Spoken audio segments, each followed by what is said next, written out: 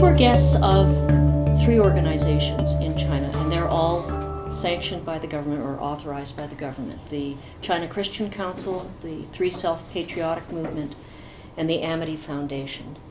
And there is this dimension in China of authorized and unauthorized religious meeting places. So, right now, and I'm going to speak about Christians, and in China when you talk about being Christian, that means Protestant. The Roman Christians are a whole different ballgame and on a different footing with the government. There are about 30 million Christians in China today, so almost as many people as there are Canadians. And the Christian church in China is growing at 5% annually. They kept asking questions about, well, so how does this work in Canada? And I'm thinking, not the same issues at all. I attended worship in 3 places.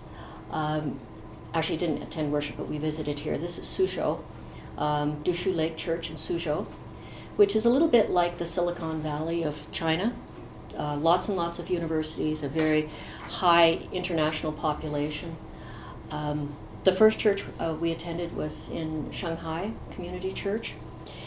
It was full to bursting on Sunday. They had 3 services. Simultaneous translation for us, which was wonderful. Hymn books in both English and Mandarin. And all the hymns were good old Presbyterian hymns sung in a building that was a good old Presbyterian building. Some of the differences, people were moving to the front where they had kneelers, and there was a steady flow of people doing personal prayer before and after worship. The sermon was 35 minutes long, and someone said it was a bit short for their usual. I stopped counting when I was around 30 mentions of Satan. The pastor was doing a reflection on the last chapter of the book of Ephesians about the armor of God. And I don't know how Satan could enter so often, but Satan did. And all the preaching I heard tended to be more what I would call exegetical. Not a whole lot of applied theology. It was mostly, here's what it says, and boy, you better watch out. But amazing stuff. Like, people were rushing to get to church, which is an experience that most of us haven't had very often. And so then you saw Dushu Lake Church in Suzhou. They average about 1,300 in worship on Sunday mornings. And then they have multiple meeting places beyond the church, and those are meeting places where religious activities can happen with the government's approval. At Dushu Lake Church, they have about 600 baptisms annually. The numbers are staggering. Between 30 and 40% of their congregation are under 40 years of age. 26 nationalities are represented in their international fellowship congregation. And I told you Suzhou is kind of the Silicon Valley. So they have lots of visiting professors, lots of international business people in the community of Suzhou. So they have a strong international fellowship. The majority of their pastors are young. They have a shortage of ministers. They can't produce them fast enough. And as a result, young pastors have heavy workloads because there's not enough of them. The prime focus on the life of the church, in the words of their senior pastor there, was to share Jesus. So personal spiritual formation is what congregational life is about.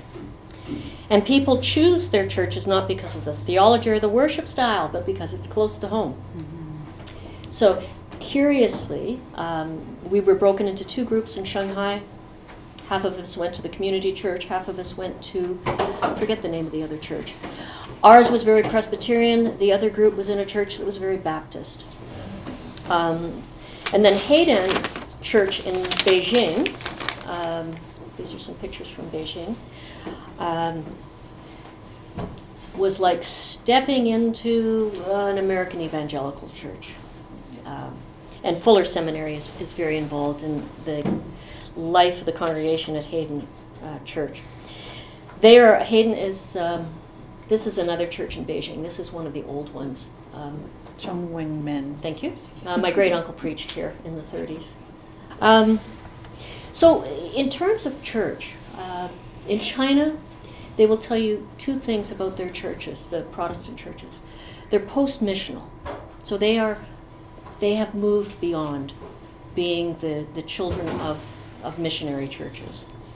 And that's important to them. So they're working very hard to create an indigenous Chinese theology. I'm still baffled that we didn't hear hymns that were Chinese in origin, because they have plenty of amazingly talented musicians in China. But moving away from that and creating an indigenous Chinese theology, and that's certainly the emphasis in the theological colleges. The other thing is, and I alluded to it a moment ago, is they're post-denominational. So there's no such thing as a Presbyterian, a Methodist, a Baptist, a Mennonite in China. You're a Christian. And as we were told, people don't pick their churches on the basis of their theology or their style of worship. They go to the one that's closest to them. So you have this national acceptance of church as you find it in that spot. That, we're so busy distinguishing ourselves from one another. It is an environment of ecumenism in Protestant Christianity that would be interesting in our context. So I think I'll stop there. And well done. Wow. Let me just ask a question. You mentioned 600 baptisms. Are they adult or baby or a mixture? Mostly adults, he said, but they do infant baptism now. I think as the church continues to grow, they have more now parents growing up in the church who are seeking it for their infants. So a different entry point into church life. So thank you. That was a really good presentation about some of the aspects of congregational ministry life in China. It actually might be useful to just show the itinerary, and I'll let you do that. Okay. So we basically traveled the East Coast. We started in Shanghai, went to Suzhou, and then up to Nanjing. Nanjing used to be the capital of China under the nationalists, and it was only under the communists that moved to Beijing. So this is a fairly significant, they were all significant cities, but historically, there's lots about Nanjing that's really special. And then we took the bullet train from there up to Beijing, and that too was a fabulous, fabulous experience. So it's safe to say that we saw eastern, uber-urban China. Yeah. And we were in cities of 30 million. It boggles the minds how big these places are. And just another thing to pick up from Sharon's pictures that you won't get from mine is the intense smog that we experienced. You could look directly at the sun without any eye protection. And we managed to hit Beijing during the red alert, the highest alert for pollution that they have, and it was the first time they called it. Sharon kindly lent me a mask, which I didn't A welder's use. mask, yes. So I just want to start by saying this is way more than a trip or a 2-week experience. It started months before we left, and it continues well after. And it's probably the second or third delegation I've ever been part of on behalf of the church, but it has to have been one of the most well prepared. So there were 3 webinar seminars that preceded the trip. We were given books to read beforehand, and there's a follow-up debriefing webinar that's happening in a week or so. So the learning was really in depth, and I'm going to walk through some of what I read in preparation. A book by David Mulroney, who's a former Canadian ambassador to China, very former, and I'm actually going to hear him again when I'm in Toronto. But a book about Canadian foreign policy in China. And it's one of the identities that I bore on this trip. My father was in the diplomatic service. His first posting was at the embassy in Nanjing in 1947. So that was one of the perspectives that informed my experience. And quite an interesting book by a journalist who works for the New Yorker, I think the New Yorker magazine. And so these are kind of collections of his stories. And what I really appreciated about this was his taking of individual stories to give you a lens into the ambiguities of China. So, you know, what's the name of that artist? Ai Weiwei. Yeah, it's one of the stories in here, and lots of dissident stories in this book. So that was interesting. I tried to learn a bit of Mandarin before I went, but I think I can say "1、2、3", which is 1, 2, 3, which they say every time you take a picture. But that's the extent of it. I did read this book called The Jesuit and the Skull, which is about Teilhard de Chardin and the search for Peking man. But my grandfather was very much part of that search, so that was personal research prior to my visit. And then we were given these journals about the Christianity in China. And I read Dancing with the Dragon, which was one of the ones that David Mulrooney had recommended. Oh, okay. And that's about Canada in Shanghai. And it's long history, and it was absolutely fascinating, wonderfully written by a prof from University of Regina, whose name I forget.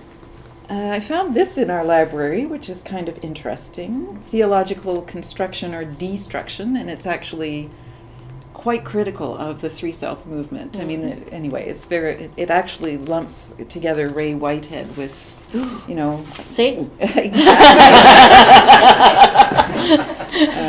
And speaking of which, Ray has written about K.H. Ding, who's a major partner between the United Church of Canada and actually Christianity in Canada and in China.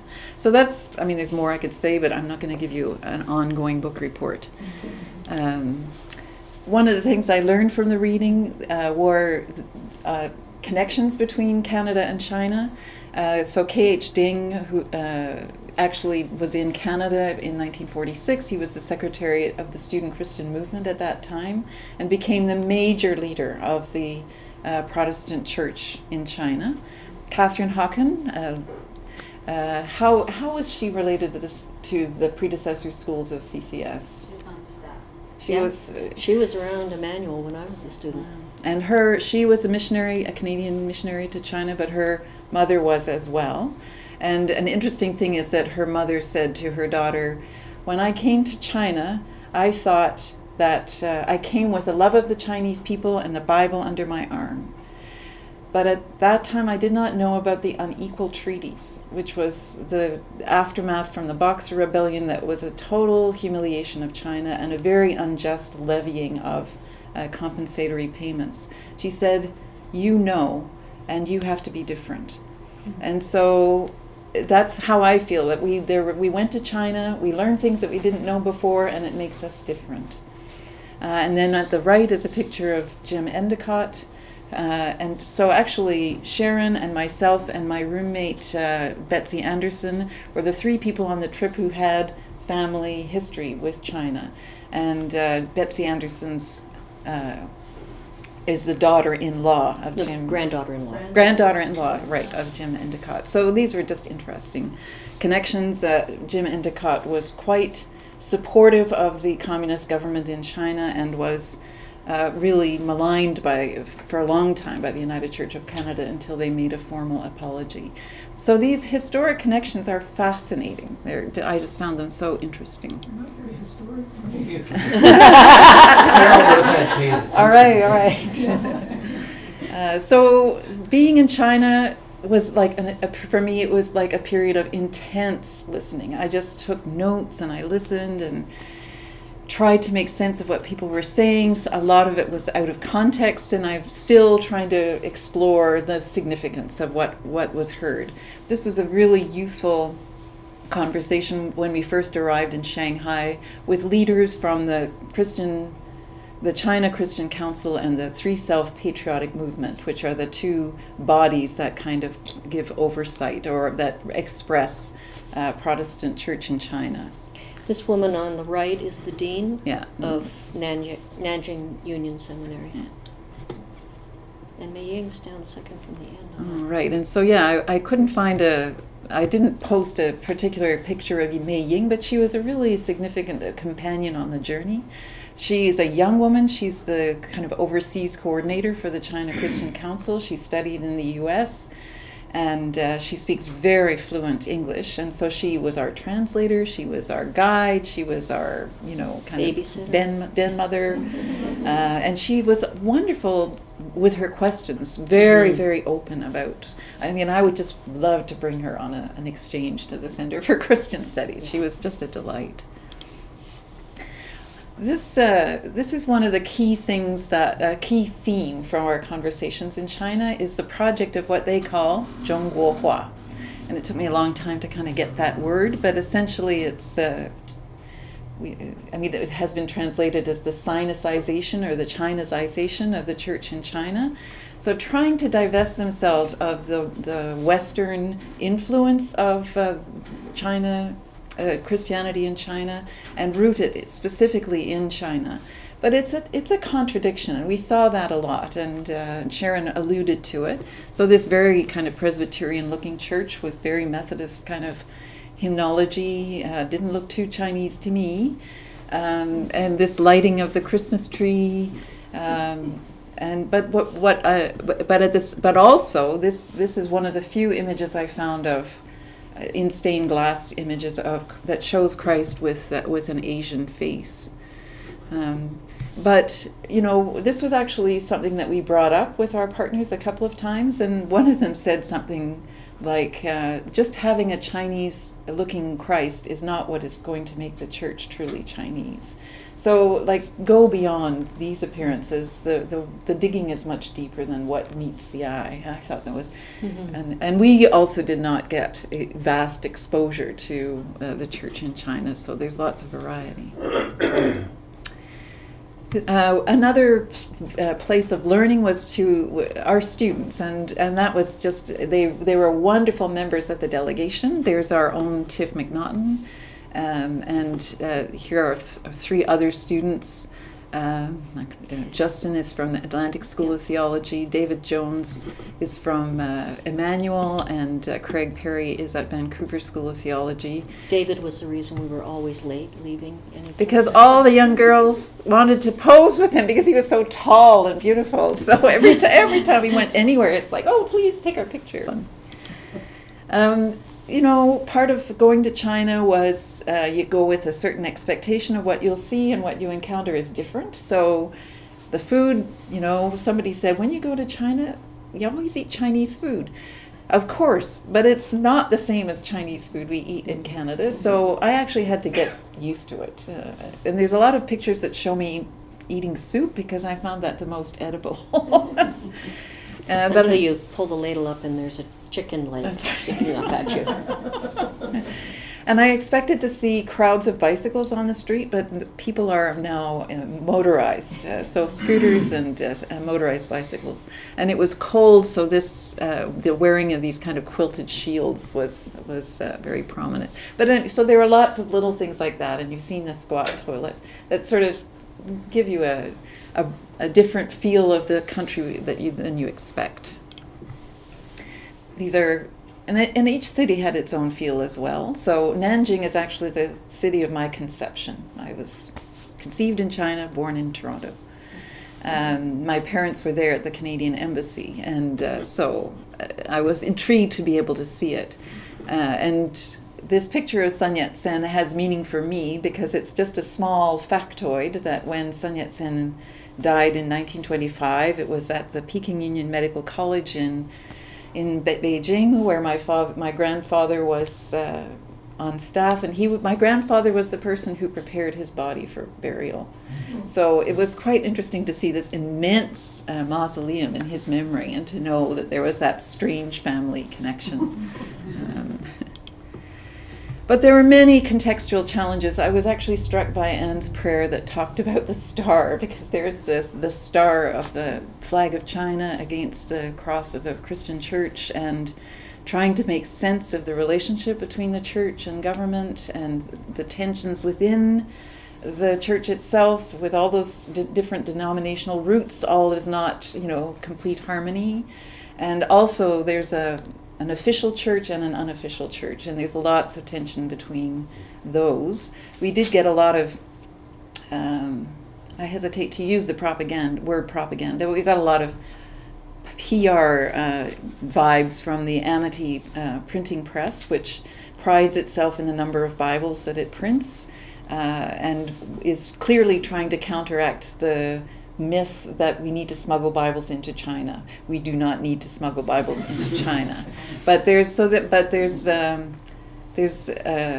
the unregistered church in China is greatly influenced by conservative and evangelical forces in the U.S. and in Korea, and they are able to raise money with that kind of story about we need money for smuggling Bibles into China. So there are all sorts of invisible tensions that I'm still trying to make sense of. And I mean, even among the 22 delegates who went, very different perceptions of what we learned, and that's part of those challenges. There was an article in Christian Century early in November. It was the cover article, and they called it the Valley of Flags, right. And they were flags that denote where one of these unauthorized churches is meeting. But that, again, was a rural phenomenon. Mm-hmm. I didn't get to see that. So I'll just go try to quickly finish it. Oh, I just want to finish with some of my own experiences, just if you will bear with me. I wanted to visit the Peking Union Medical College where my grandfather worked, and so I just went to an address and didn't know what I was going to find or how I would make the connection. They had a historic exhibit in the front rotunda, and I found my grandfather's picture. So that's it right there, which was quite a moment. It was like, oh, I'm on the other side of the world, and here's a big building, and right in the front of it is a picture of my grandfather. And then this very kind lady in a white lab coat who hardly speaks any English took it upon herself to be my guide, and she walked me over to an older building that had a plaque that commemorated the work of my grandfather, who is specifically named here. So he was part of this Cenozoic lab of skulls of Peking man that worked out of the Department of Anatomy. So there, you can't see it very well, but it says Professor Davidson Black. So that was my mother's father, a Canadian anthropologist and the director of the Department of Anatomy, named the fossils that were discovered Peking man, or Synanthropus pekinensis. So this lady insisted that I pose for all sorts of pictures. She took me up to the second floor of the building, and there it is. It's a full hospital ward with people, in hospital gowns and so forth. And there were these easels, but behind the easels were the artifacts of my grandfather's research, including this kind of bust of Peking man. But it was so amazing, and I saw his office as well, so it was really moving. And I had one more expedition to Zhougodian, which so this was after the official trip. I stayed for 4 extra days, and this was the cave site where the excavations took place. So my grandfather was not the person who actually dug up the skulls, but he was the person who cleaned them up and put them together and identified them. So there is a huge, and actually people have asked whether that's a woman, and I actually think that the skull that he put together was a woman, called Peking man, but there you are. And this was a really interesting picture because it shows the scientific team that did the excavation work, and this is the Chinese anthropologist who actually discovered the bones. My grandfather is the man in the middle with the pipe, and next to him, this tall man with his hands in his pocket is Teilhard de Chardin. So it was kind of impressive to see that. And I'll just end with these images. Right across from Zhougodian is the really dilapidated site of a Nestorian temple. And it's just a reminder that Christianity did not come to China in the 19th century. It came in the 7th century or earlier from Persia through the Nestorians. And this, you cannot see it, unfortunately, in this picture, but at the top of the kind of... Anyway, the top of that column is the sign of a Christian cross, and it's dated to the 7th century. And it was just really powerful to see that. The woman who came with us on our trip to Zhougoujian, and we were accompanied by a student, invited us on our last day in China. I was with Ray Whitehead as well, who stayed for extra time, to attend a wedding at Zhongwengyang Church. And so it just seemed a beautiful way of ending our trip, was this experience of celebration and union. There's so much more that I could say. The one extra thing that I would say is that, and I think I missed the slide, but no, I did. I must have cut it out. Was the learning that had to go into making a presentation at the Nanjing Union Theological Seminary. There was a conference there, which was the center of our time, and I was part of a number of presenters. Sharon was one as well. And my job was to talk about contextual challenges for the United Church of Canada. And so I learned more about the United Church of Canada than I ever knew before, to be able to define that. So that was another part of the learning. So thank you for listening.